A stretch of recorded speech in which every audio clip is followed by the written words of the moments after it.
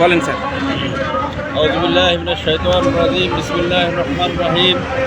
শহীদি কাফেলা বাংলাদেশ জামায়াতে ইসলামী কর্তৃক জামায়াতে ইসলামী গাজীপুর জেলার কালিয়াকৈর থানা কর্তৃক আয়োজিত আজকের এই মানববন্ধন প্রোগ্রামে সবাইকে জানাই, দেশবাসী সবাইকে জানাই অভিনন্দন।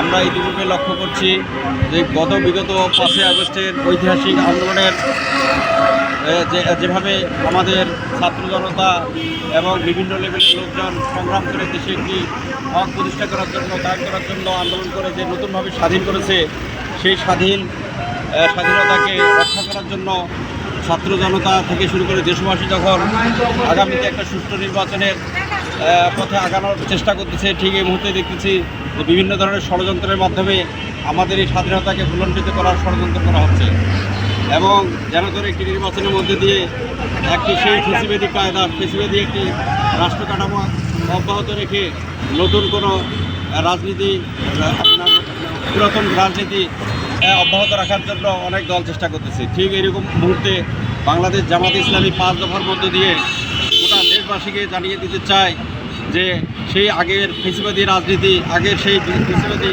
দখলদারি, দুর্নীতি, চাঁদাবাজি জনগণ আর চায় না।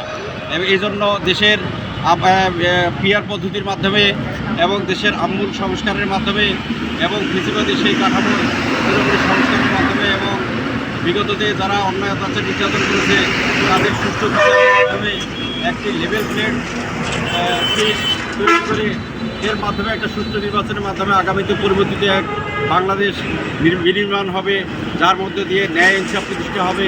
এই আকাঙ্ক্ষা নিয়ে বাংলাদেশ জামায়াতে ইসলামী ধারাবাহিকভাবে আন্দোলন করে যাচ্ছে। এই আন্দোলনের অংশ হিসাবে আজকে এই মানববন্ধন অনুষ্ঠিত হতে যাচ্ছে। এই মানববন্ধন থেকে গোটা দেশবাসীকে আমরা আহ্বান জানাই, আসুন ন্যায় ও ইনসাফ প্রতিষ্ঠার জন্য আমরা 5ই আগস্ট যেভাবে সম্মিলিতভাবে সকলেই আন্দোলনের রাস্তায় নেমে এসেছিলাম, আমরা আবারও এইটাকে পরিপূর্ণভাবে বাস্তবায়ন করার জন্য আমরা পিআর পদ্ধতির মাধ্যমে এবং 5 দফা দাবি আদায়ের মাধ্যমে সামনে একটি সুষ্ঠু নির্বাচনের মাধ্যমে আমরা দেশকে একটা পরিবর্তনশীল ন্যায় ইনসাফের একটা রাষ্ট্র গঠনের ভূমিকা রাখবো, এই আশাবাদ ব্যক্ত রেখে আমি আমার সংক্ষিপ্ত বক্তব্য শেষ করছি। আসসালামু আলাইকুম।